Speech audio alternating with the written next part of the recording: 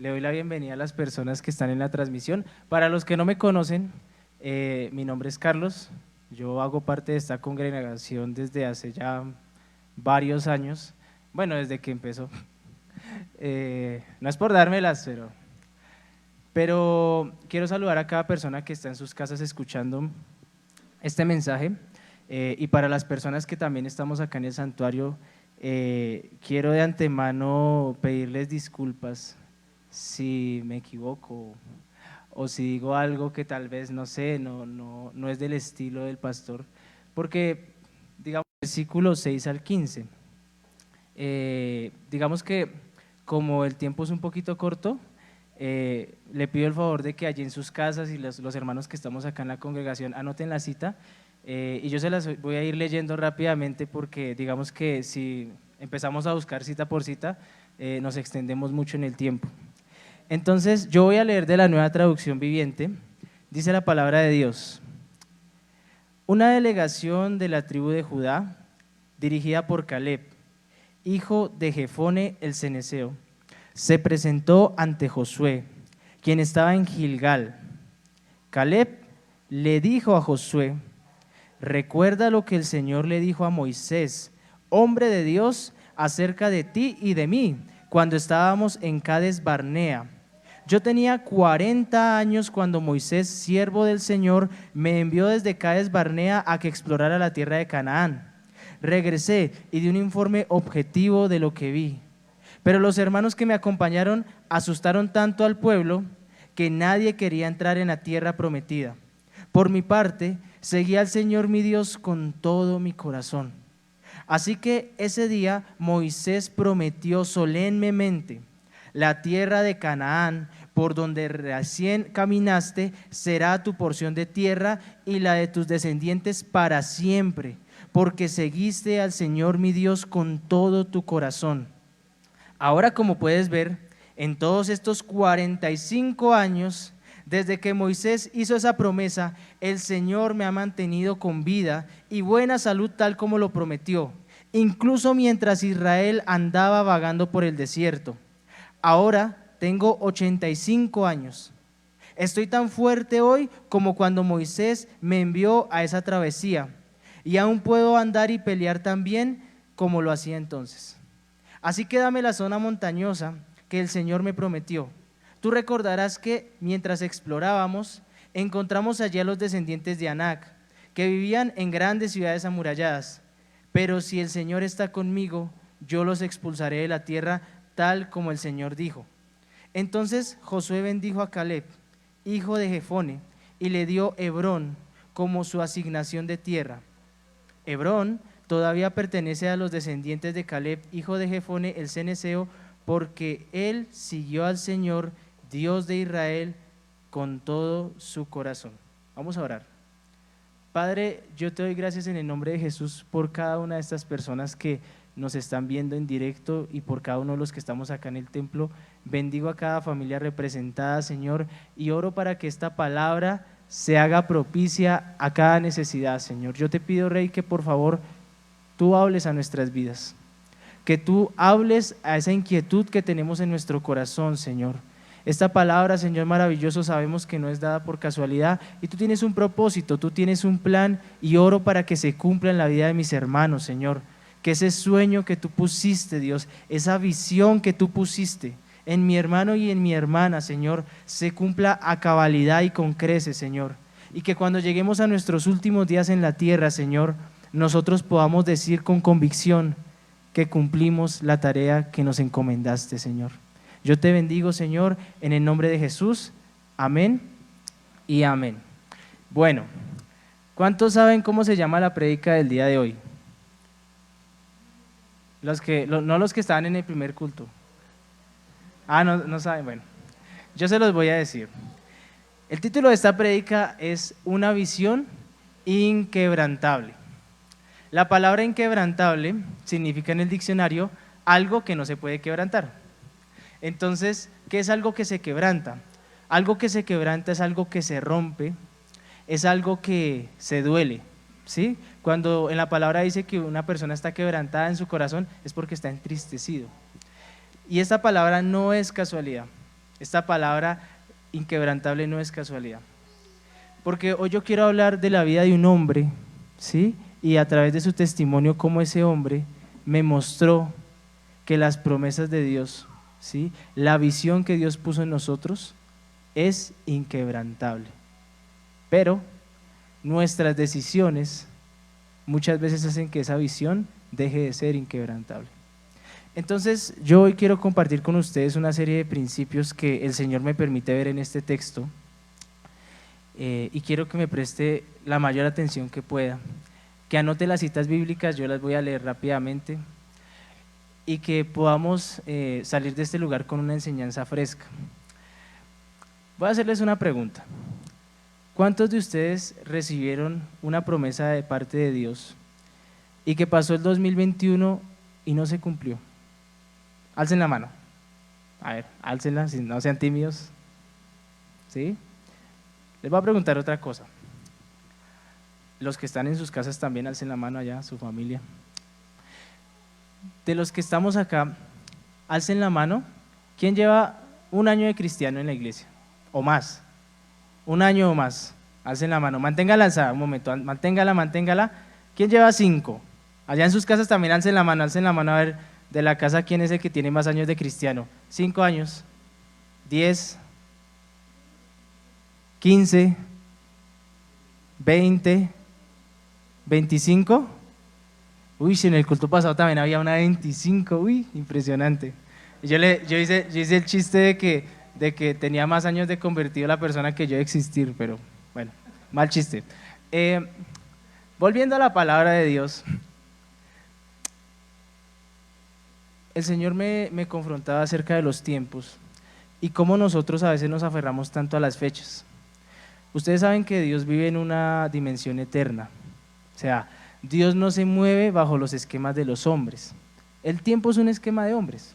No, que es que en el 2000 no sé qué, eso es un invento de nosotros, ¿sí? El tiempo es una forma en que nosotros medimos cómo todo esto se mueve para poder organizarnos, ¿sí?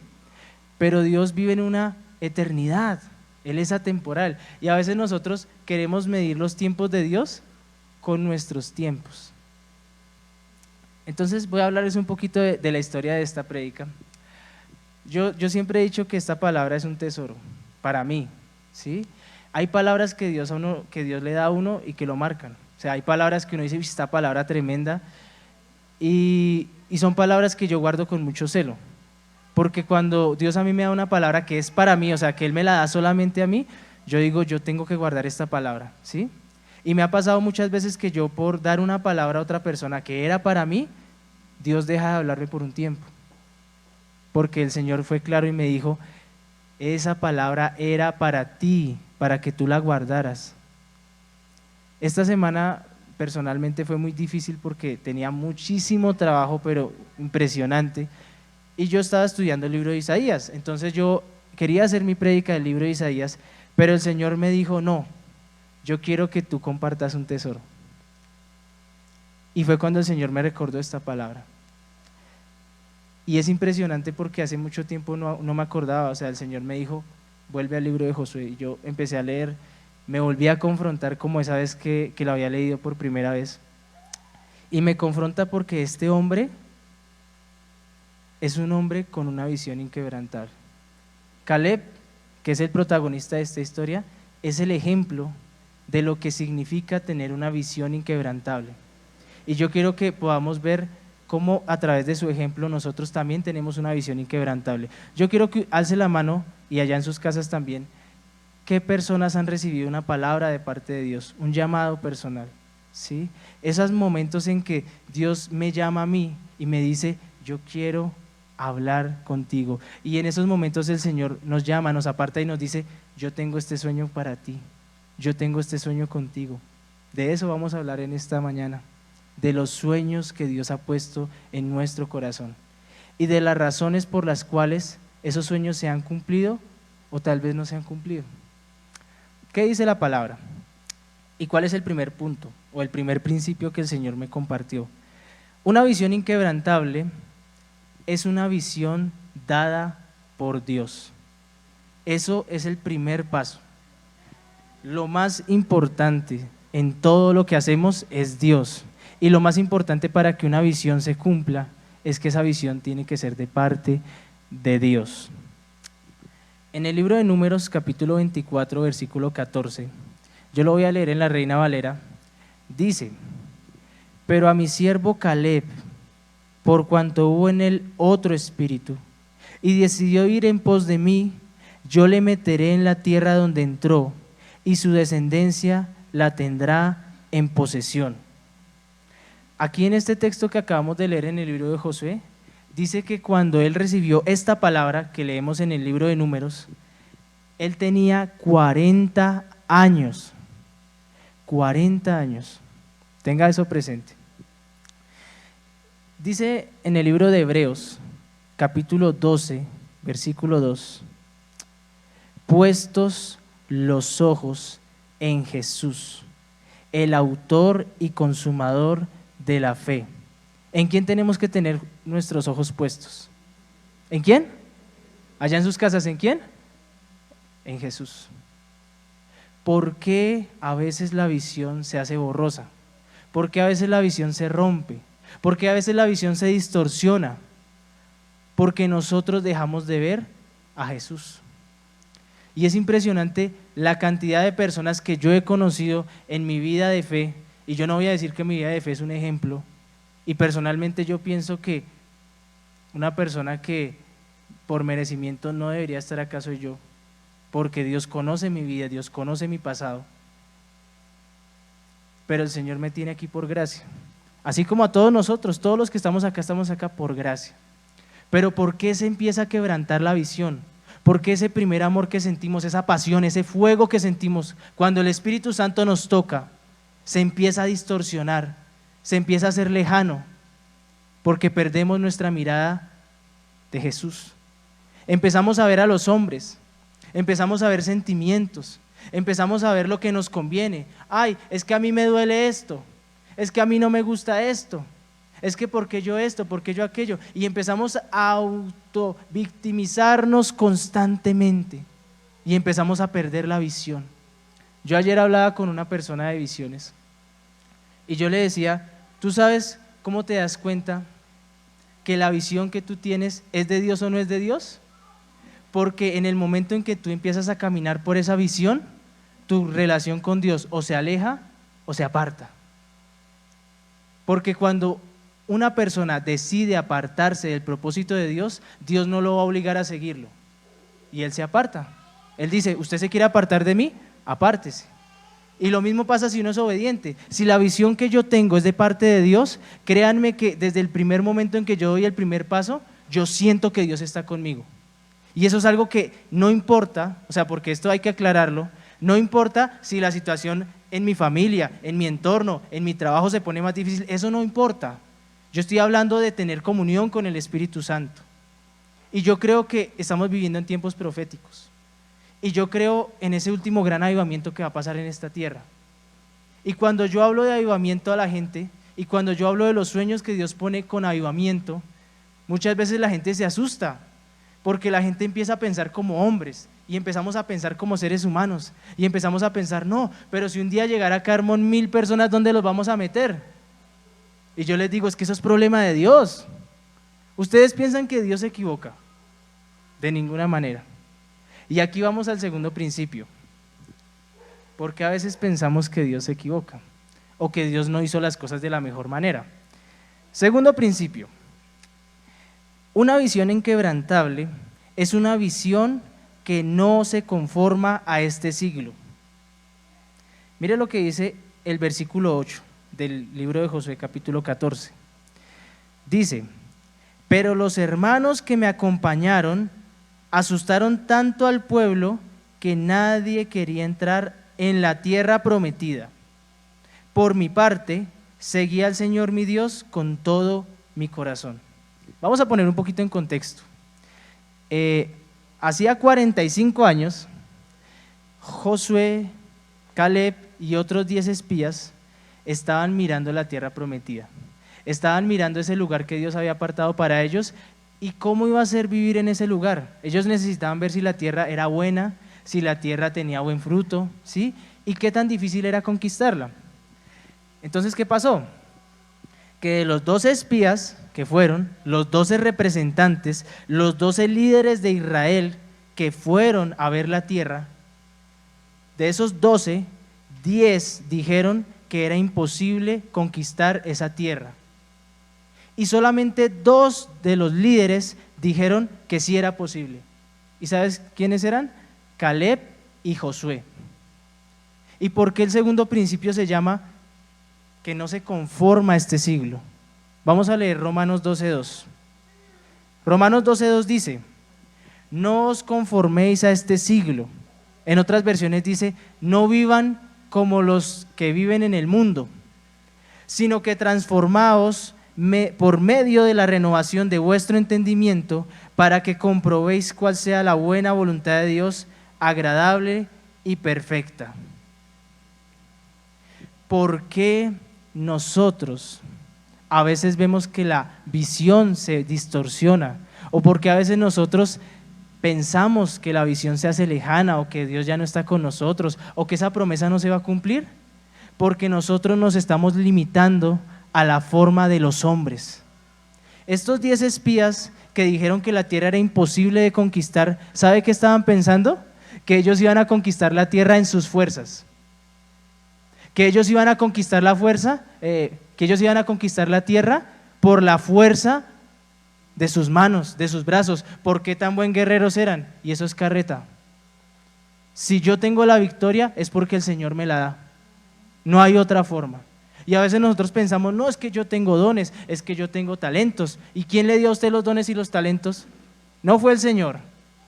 A veces nosotros limitamos tanto a Dios, limitamos tanto al Señor con esquemas de hombres, que nosotros no vemos que Dios es un Dios todopoderoso. En ese pasaje en el libro de Números, capítulo 23, cuando los espías están diciendo: no, esa tierra es imposible de conquistar, bla, bla, bla, bla, bla, bla, el Señor se enoja. ¿Y saben por qué el Señor se enojó? Porque el Señor es un Dios todopoderoso. Y cuando nosotros le decimos a Dios: no, es que yo no puedo hacer esto, automáticamente le estamos diciendo a Dios que Él no puede hacer algo. ¿Y saben cómo se llama eso? Eso se llama idolatría. Y ahora ustedes van a decir: ¡ay! ¿Cómo así que idolatría? Idolatría es poner cualquier cosa por encima de Dios. Y cuando yo pongo una dificultad por encima de Dios, estoy diciendo que esa dificultad es más grande que Dios, la estoy idolatrando. Entonces, estoy enfermo, tengo este problema, yo no sé qué voy a hacer. ¿Acaso Dios no es más grande? ¿Acaso el Dios en el que nosotros creemos no es más grande que todas nuestras formas de hombres? Y eso es algo claro. No os conforméis a este siglo. Si la iglesia quiere ver un avivamiento, tiene que sacarse el chip de este mundo. Porque las iglesias, lamentablemente, en vez de haber marcado la diferencia, la tendencia cada día que pasa es que nos parecemos más al mundo. Cada día que pasa, por estar a la moda, por quedar bien, por ser una iglesia cool, entonces hacemos cada día más cosas de hombres. Y eso tiene una implicación espiritual tremenda. Y yo no estoy diciendo que la iglesia no deba avanzar. De hecho, yo soy de los que piensa que la iglesia tiene que entender a las generaciones actuales y tenemos que ir por los jóvenes actual. Porque si no vamos por los jóvenes, la iglesia no tiene futuro. Pero la cuestión, ¿cuál es? ¿Eso no tiene un límite? ¿Hasta qué punto la iglesia debe involucrarse con el mundo? ¿Hasta qué punto yo como iglesia debo seguir y adaptarme a lo que el mundo me pide? Porque va a haber un momento en que el Espíritu Santo me diga: Carlos, ¿tú sabes por qué no viste cumplida la promesa? Y yo le voy a decir: Señor, ¿por qué? ¿Por qué yo no vi la promesa cumplida? Y el Señor me la ha dejado tan claro: porque tú muchas veces, por intentar agradar a los hombres y a este mundo, dejaste de agradarme a mí. Por eso muchas veces no vemos la promesa cumplida, porque queremos hacerlo a nuestra manera, como hombres, con nuestra forma de pensar. Tercer principio: una visión inquebrantable es una visión que traspasa el tiempo. Versículo 10. Ahora, como puedes ver, en todos estos 45 años desde que Moisés hizo esa promesa, el Señor me ha mantenido con vida y buena salud tal como lo prometió. Incluso mientras Israel andaba vagando por el desierto. Ahora tengo 85 años. Caleb es tremendo. O sea, hombres de fe, este man, tremendo hombre de fe. 45 años esperando una promesa. Hoy vivimos en una generación a la que no le gusta esperar. Lamentablemente, la forma como se ha diseñado este mundo nos ha enseñado que no debemos esperar. Todo lo tenemos a un clic. Todo, la satisfacción inmediata la tenemos a un clic, a un me gusta. Ay, es que le dieron compartir a mi publicación, es que le dieron retweet, es que le dieron me encanta. Todo es instantáneo, todo lo queremos rápido. Y mire lo que dice la palabra en Hebreos 12:1, versión Reina Valera.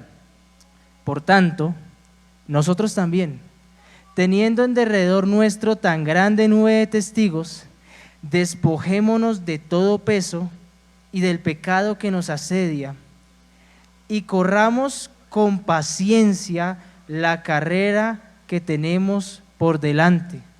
¿Cómo debemos correr nosotros? ¿Con qué debemos correr? Allá en sus casas, ¿con qué deben correr? Con paciencia. Es que la paciencia no es cualquier cosa, la paciencia es parte del fruto del Espíritu Santo. Y vivimos en una generación a la que no le gusta esperar nada. Entonces, en el culto pasado estaba hablando mal de una hermanita, entonces en este culto voy a hablar mal de un hermanito. Entonces, llega un muchacho, siervo del Señor, un hombre que yo sé que ama al Señor, y me dice: Carlos, me enamoré. Yo casi me le toteo la risa en la cara, pero pues me dio pesar, ¿no? Me dijo: me enamoré, es una mujer de Dios, entregada, servicial, mejor dicho, casi pastora, mejor dicho, tremenda mujer de Dios. Yo respiré profundamente. Aquel muchacho tenía 16 años, y lo vamos a llamar Pepito. Pepito tenía 16 años. En ese momento tenía 16 años y me dice: Carlos, es que me enamoré, es que ella es la mujer de mi vida, ella es la idónea, ella es la sierva fiel, ella es bueno, toda esa carreta que echamos. Y yo le pregunté: bueno, listo, usted está enamorado, eso es un hecho, yo le creo, ¿sí? Pregunta: ¿cuándo te vas a casar con ella? ¿Has pensado en formar un hogar con ella? Ay, no, Carlos, yo estoy muy joven para casarme, no, yo todavía ni siquiera he terminado el bachillerato. Y yo le dije, con todo el respeto y con todo el amor que pude y con toda la paciencia que tenía en ese momento, porque en ese día me habían sacado la piedra por otra cosa, y yo le dije: ven, Pepito, si tú no estás pensando en casarte con la sierva fiel, con la casi pastora, entonces no puedes tener nada más que una amistad con ella. Y eso, mejor dicho, casi se muere ese man pasó colores, casi chilla, y el man estaba, mejor dicho, súper mal. Y en ese momento dijo: Carlos, pero es que yo la amo, y es que el Señor me habló, y visiones y sueños, y que mejor dicho la había visto ya con el traje de matrimonio, un poco de carreta. Y yo le dije: ven, convengamos una cosa, si eso es el plan de Dios para tu vida, si esa es la mujer que Dios puso para ti, ¿acaso Él no va primero a prepararte para que seas un buen esposo para ella? ¿O cuánto tiempo piensas pasar viviendo con ella? ¿10 años? ¿10 años de novios? ¿Y que después caigan en fornicación? ¿Y que después ese hogar sea un hogar en maldición? Porque es que no pude esperar. Porque no, porque es que yo lo amo, yo la amo, carreta. Si Dios me da el amor para amar a una persona y me dice que esa es la persona, yo primero me tengo que preparar. Y ese ejemplo que yo estoy poniendo es lo mismo. ¿Ustedes piensan que Dios puso a Caleb 45 años porque Dios se la montó? ¿Ustedes piensan que Dios a ustedes no les ha dado la promesa porque ay, es que Dios me tiene en la mala, es que Dios me la tiene montada? No. Es porque Dios nos tiene que primero preparar para ser buenos administradores de lo que Él nos quiere dar. Y eso yo se lo he dicho a muchísima gente. Si Dios a usted no le ha dado algo que Él le prometió que le iba a dar, es porque usted todavía no está a la altura. Y esa palabra duele. Uy, ¿cómo así que no estoy a la altura si todo es por gracia? Calma. La salvación es por gracia, ¿sí? Lo que Dios nos da es por gracia. Pero Él no va a mandar a predicar a Estados Unidos a un man que a duras penas habla español. Qué pena, ¿sí? Porque es que Dios no hace las cosas en desorden. O sea, ¿ustedes por qué piensan que Dios se tomó 6 días para hacer la creación y tomó el séptimo para descansar? Él nos dio un diseño de orden. Y a veces nosotros tenemos una visión y ya mañana queremos cumplir la visión. Ay, no, es que Dios me habló. Listo, Dios le habló, prepárese. Prepárese porque el camino de preparación es largo. Ay, es que Dios me dijo que iba a ir a las naciones. Listo, ¿ya está aprendiendo idiomas? ¿Ya está aprendiendo de la cultura a la que le va a predicar? Porque no es lo mismo predicarlo a un colombiano que a un ecuatoriano, que a un venezolano, que a un hindú, que a un chino. Hay que ser consecuentes con lo que Dios nos da. Y yo les quiero decir, si Dios les ha dado una visión, empiénsense a preparar. Y mire cómo es de curioso acá en este versículo, porque dice, el Señor me ha mantenido con vida y buena salud tal como lo prometió. Estamos hablando de un cucho de 85 años. Ustedes piensan que un man de 85 años se mantiene con buena salud, sentado sin hacer nada todo el día. Este man, desde que recibió la promesa, se estaba preparando para recibir la promesa. Y durante esos 45 años, yo me imagino la cantidad de ataques, yo me imagino la cantidad de voces contrarias, la misma familia diciéndole, no, hermano, usted ya se va a morir, eso Dios no le va a dar nada, usted no va a ver la promesa. ¿O es que acaso no nos pasa a nosotros? ¿Cuántas veces le hemos contado ese sueño? Uy, es que Dios me mostró que iba a hacer esto, y la gente se le ríe a uno. La gente como, ay, sí, sí, sí. Nosotros mismos. Yo muchas veces me he reído de los sueños que Dios me ha puesto, porque yo digo, no, pero ese sueño ya está muy difícil. O sea, pues sí, Dios me ha dado cosas, dones y todo eso, pero es que lo que Dios quiere hacer es que es una cosa impresionante. Y no solamente hablo de mí, hablo de cada uno de los que estamos viendo esta prédica. Es que no es casualidad que estemos escuchando este mensaje, porque Dios no es un Dios de sueños pequeños. Si usted un día le dijeron, no, es que Dios le pone ahí un sueño, un propósito sencillito a usted, ¿saben cuánto es la probabilidad de que usted exista? ¿Saben de cuánto es la probabilidad de que nosotros existamos en esta tierra? 0. Es 1 dividido entre 9. O sea, las posibilidades de que nosotros, en el momento en que nuestros papás nos estaban haciendo, y que el espermatozoide, cuando fue a fecundar el óvulo, y habían 500 millones de espermatozoides, y que el espermatozoide que fecundó fuera yo, es 0. Y la gente le da risa, pero hoy vivimos en una generación donde todos creemos que somos un accidente. No, es que nuestros papás se rejuntaron y allá nací yo. ¿Y qué importa? Dios no se equivoca, nunca se ha equivocado. Y si Dios a usted le dio un sueño, mejor dicho, por imposible que parezca, créame que Dios lo puede preparar. La palabra dice que la buena obra que Él comenzó en nosotros, Él es fiel para perfeccionarla, ¿sí? Y la misma palabra dice que Él llamó a lo vil y menospreciado.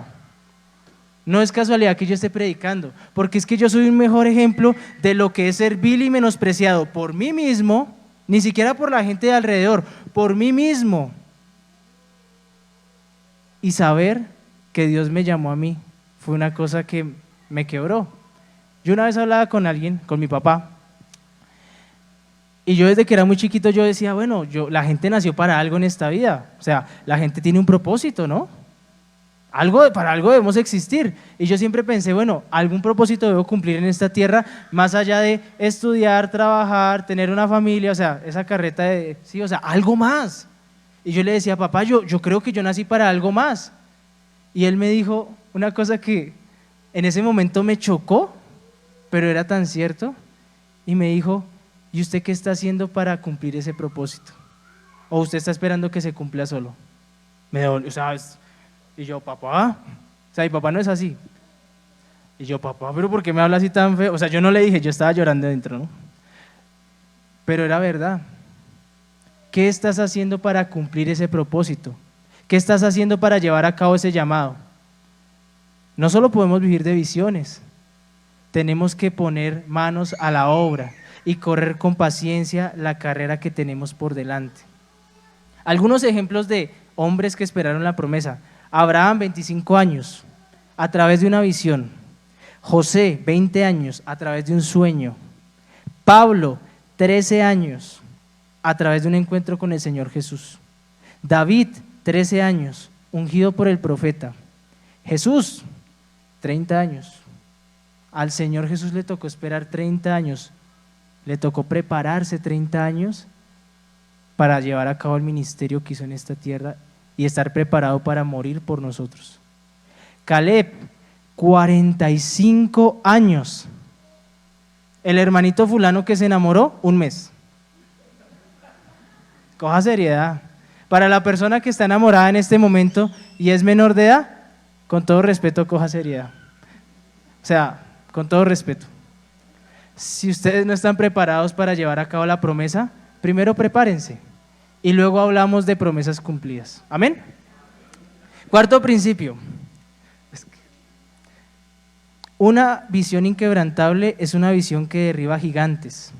Versículo 12 dice: así que dame la zona montañosa que el Señor me prometió. Tú recordarás que mientras explorábamos, encontramos allí a los descendientes de Anac, que vivían en grandes ciudades amuralladas.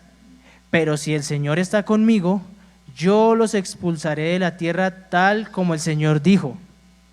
Los descendientes de Anac eran gigantes, ¿sí? Y un gigante no era un mancito de 1,90, no. Un gigante era un man que medía 4, 5, 6 metros.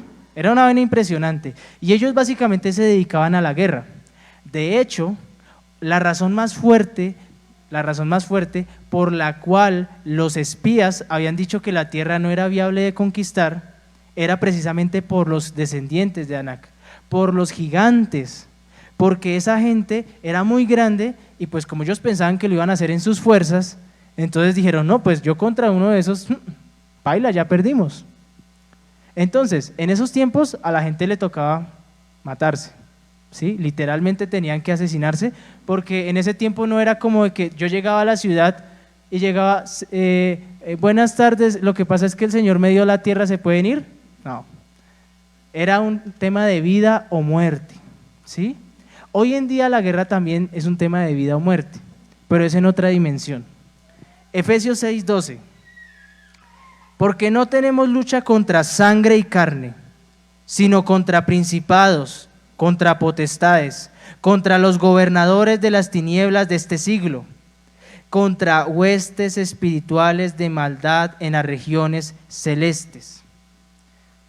Yo he conocido personas, ¿sí? De hecho todos somos así, que cuando alguien nos hace algo malo, cuando alguien está en desacuerdo con nosotros, cuando alguien por alguna razón, así sea sin intención, nos ofendió, y uno vive ofendido toda la vida con esa gente. Y la palabra es muy clara, muy clara. Nuestra lucha no es contra sangre y carne. ¿Por qué nosotros muchas veces nos vemos atascados en la promesa? Porque esa promesa deja de ser inquebrantable y empieza a volverse difusa. Porque nosotros nos tomamos personales los problemas que son espirituales. Nosotros tenemos que luchar no contra el vecinito que me madrea todos los días por poner alabanzas, no, yo tengo que reprender y pelear contra el espíritu inmundo que está influenciando la vida de ese vecino. Y eso es lo que nosotros no entendemos. En la misma iglesia lo vemos todo el tiempo. No, que es que el hermanito está hablando mal de mí, pues reprenda ese espíritu de chisme. No, que es que acá me calumnian, pues reprenda el espíritu de calumnia, porque nuestra lucha nunca fue contra personas, nunca lo fue y nunca lo va a ser. Y déjeme decirles algo, la decisión de estar bien o mal con una persona es mía. Si la persona quiere estar ofendida conmigo, problema de él o de ella, pero que mi corazón esté limpio, porque la palabra dice que todo aquel que aborrece a su hermano es homicida, asesino. ¿Y saben por qué? Porque cuando nosotros tenemos rencor hacia alguien, estamos muertos espiritualmente, nos estamos matando espiritualmente. O sea, es que el rencor no se puede llevar como algo a la ligera. No, es que es normal que todos estemos resentidos, es que es normal. Acuérdense, no vivimos conforme a este siglo, nosotros no vivimos conforme a este mundo, nosotros no hacemos las cosas, porque es que el mundo es rencoroso, yo soy rencoroso. No, yo tengo que marcar un precedente, una diferencia en este mundo. Amén. Quinto principio, una visión inquebrantable es una visión que trasciende las generaciones, y esto es brutal. Versículo 14, Hebrón todavía pertenece a los descendientes de Caleb, hijo de Jefone, el cenezeo, porque él siguió al Señor Dios de Israel con todo su corazón. Salmos 22:30 dice: nuestros hijos también lo servirán, las generaciones futuras oirán de las maravillas del Señor. Amén a esa palabra.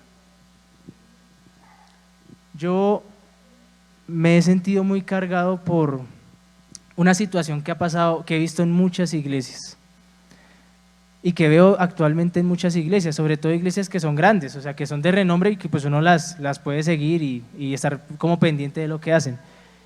Y yo veo al predicador Cuchito ahí ya como que a punto de irse, y mi pregunta siempre ha sido: ¿y quién va a reemplazar a este man? Porque yo veo a ese man ahí y en cualquier momento se va y yo no veo a ningún reemplazo. Y déjenme decirles que todas las visiones que Dios nos da son visiones que tienen que trascender a nuestras demás generaciones, todas. Y el problema que tenemos en la iglesia es que nosotros pensamos, es que Dios me dio esta visión, ¿cierto? Pero nosotros nunca pensamos, es que de pronto mañana me muero y ¿quién está detrás de mí? ¿Quién está siguiendo mis pisadas? ¿Quién está siguiendo mi legado para seguir con esa visión a la cual yo estoy caminando? Y eso es algo que nosotros tenemos que pensar siempre. Y yo se los decía a las personas en el primer culto: algún día yo voy a tener hijos, y si Dios me permite vivir más, voy a ver a mis nietos. Y yo no sé cuándo el Señor venga por su iglesia. Yo sé que Él viene pronto, pero no sé cuándo es.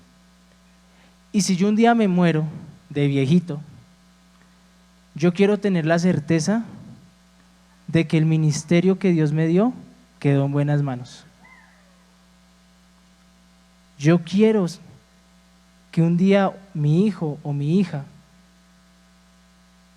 lidere la obra que un día yo voy a liderar. Ese es mi deseo, ese es mi anhelo. Que no sea que Dios tenga que poner a una persona extraña a venir a hacerse cargo de algo que es generacional. Yo no quiero eso para mí. Eso es algo personal, ¿sí? Pero acá dice la palabra que la tierra seguía perteneciendo a los descendientes de Caleb. Caleb no solamente estaba peleando por su visión, estaba peleando por la visión de sus generaciones. Caleb estaba peleando por sus hijos, por sus nietos, bisnietos y gente que él tal vez nunca conoció, pero eran sus descendientes. Nunca nos olvidemos que cuando Dios pone un ministerio, una visión en nosotros, Él ya de antemano está preparando una generación de relevo. Siempre va a ser así. Por eso yo siempre me he chocado con la iglesia en el sentido de que muchas veces el culto que se hacía hace 100 años es el mismo que se hace hoy. Las iglesias a veces la iglesia de Cristo a veces no entendemos que hoy en día el principal problema que tiene el mundo en cuanto a enfermedades, antes eran enfermedades cardiovasculares, diabetes, cáncer. Hoy en día la enfermedad que más está llevando vidas se llama depresión, se llama ansiedad. la iglesia de alguna manera ha ignorado los problemas mentales. Y son discusiones que se tienen que dar en la iglesia. Hoy en día es más factible que en cualquier otra época acceder a contenido pornográfico. Hoy en día es de las épocas que más fácil es acceder al pecado, a la maldad, porque vivimos en un mundo globalizado. No es casualidad lo que está pasando hoy en día. Y nosotros tenemos que estar a la altura de esas circunstancias. Por eso es que la iglesia tiene que constantemente evolucionar, no para congraciarnos con el mundo, no para recibir la aceptación de los hombres, sino para estar a la altura del nivel espiritual de maldad que hay hoy en día. Por eso es que nuestra lucha no es contra carne ni sangre. Por eso es que las visiones de Dios son generacionales, porque con cada generación hay un contexto diferente, hay una cultura diferente, hay una sociedad diferente, y la iglesia tiene que cambiar. El evangelio nunca debe cambiar, pero la iglesia sí debe adaptarse a los tiempos actuales. Por último, ustedes sí han visto que acá en la iglesia hay unos letreritos, unos vidriecitos con unas letras, ¿sí se han dado cuenta? Y yo me puse a leer lo que estaba ahí y resulta que ahí está la visión de Hermón. Yo dije, ay, tremendo, acá hay una visión. ¿Cuántos de acá se saben la visión de la iglesia? Qué tesa. La vamos a poner a decirla, no mentiras, no. Yo quiero compartir la visión de este ministerio, porque o sea, cada vez que yo lo leo me impacta la trascendencia que Dios quiere darnos a través de este ministerio.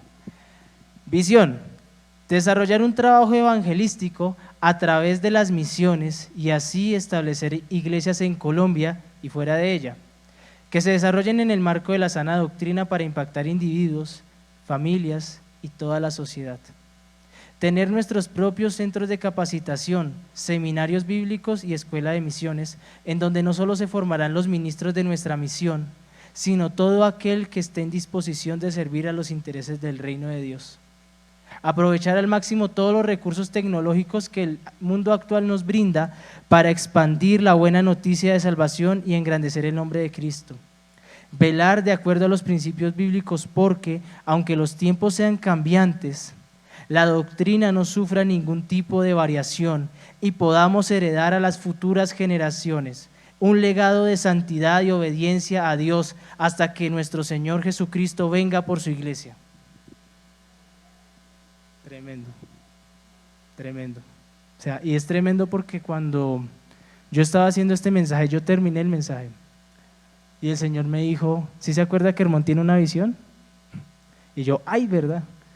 Y me dio curiosidad leerla. Y es tremendo cómo esa visión habla de lo que estamos hablando en este servicio. Cómo Dios puso en el corazón de un líder un ministerio que trasciende a más lugares, que no se limita y que tampoco se limita por el tiempo. Y yo por eso creo en lo que Dios quiere hacer en este lugar. Y cuando yo digo este lugar, yo no me refiero al nombre, a la institución, a la administración, al organigrama, yo me refiero a las personas, porque la iglesia no es este templo, la iglesia soy yo, la iglesia es la persona que me está viendo. Cada uno de los que estamos aquí somos la iglesia. Y para poder trascender a este mundo y poder cambiar a esta generación, tenemos que salir de estas 4 paredes y tenemos que ir por ellos. Amén. Yo quiero que allí cierre sus ojos, se ponga en su mejor disposición, si usted siente en su corazón arrodillarse o inclinarse, como usted quiera.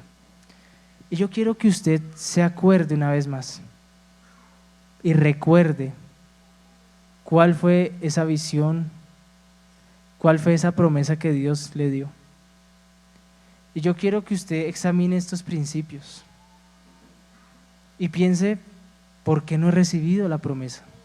Esa pregunta que yo constantemente me hago, ¿por qué no he recibido la promesa? ¿Por qué esa promesa se ha hecho tan lejana para mí? ¿Por qué yo siento que estoy siguiendo la promesa y me estoy alejando de Dios? Tenemos que examinar conscientemente todo lo que estamos hablando en este servicio. Padre, yo te doy gracias en el nombre de Jesús, Señor, primeramente porque nos has dado una visión, porque yo sé que a cada uno de los que estamos acá y cada uno de los que me está escuchando en su casa, tú nos has hablado y nos has dado una visión, nos has hablado de múltiples formas de lo que tú quieres hacer con nosotros, Señor. Y yo hoy, Señor, primeramente te pido perdón, Señor, si tal vez he transgredido alguno de estos principios.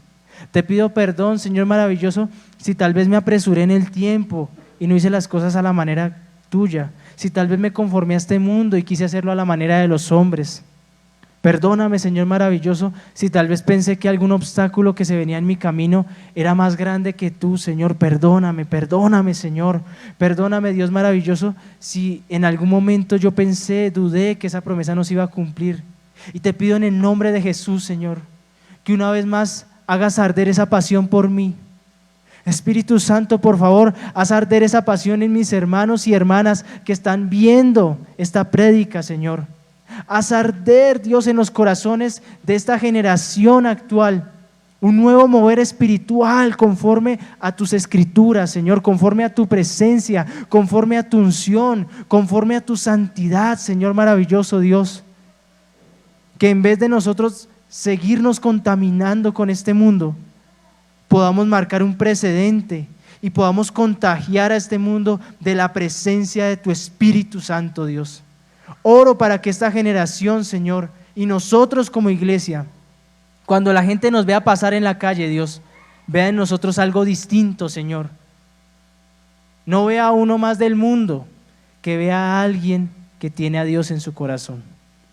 Bendigo cada una de las visiones, bendigo cada uno de los propósitos, bendigo cada uno de los ministerios, y creo que en el nombre de Jesús de Nazaret, Señor, aquello que nos estaba deteniendo, aquella duda que había en nuestro corazón, Señor maravilloso, ya no va a ser un obstáculo para que nosotros cumplamos con la tarea, Señor.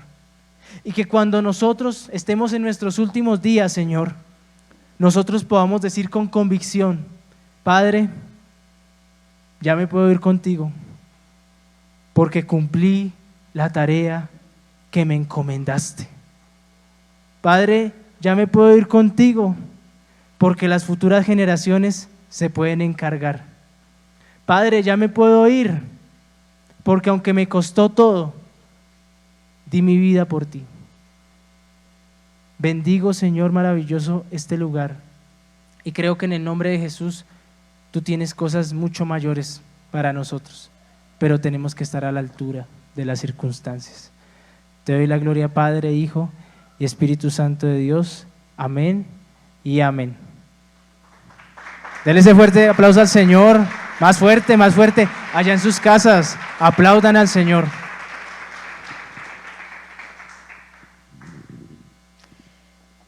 Qué bendición de palabra, amén.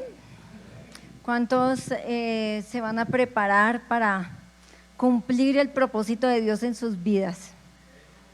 Entonces, renovando nuestro entendimiento, dijo la palabra de Dios esta mañana, desechando todo aquello y corriendo la carrera con paciencia. Somos muy impacientes porque, como decía Carlitos, lo queremos todo en el microondas, instantáneo.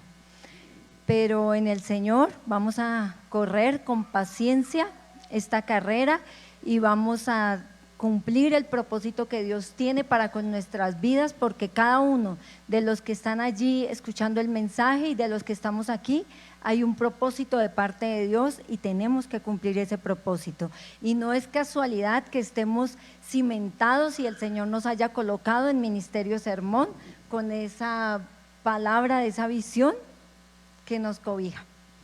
Entonces, así, con esa alegría, con ese gozo que tenemos aquí en el santuario y allá usted en su casa, vamos a diezmar y vamos a ofrendar. El hermano Johnny y el hermano Benjamín nos colaboran, y usted, mi hermano, muchas gracias por sus diezmos, sus ofrendas, los que están virtualmente.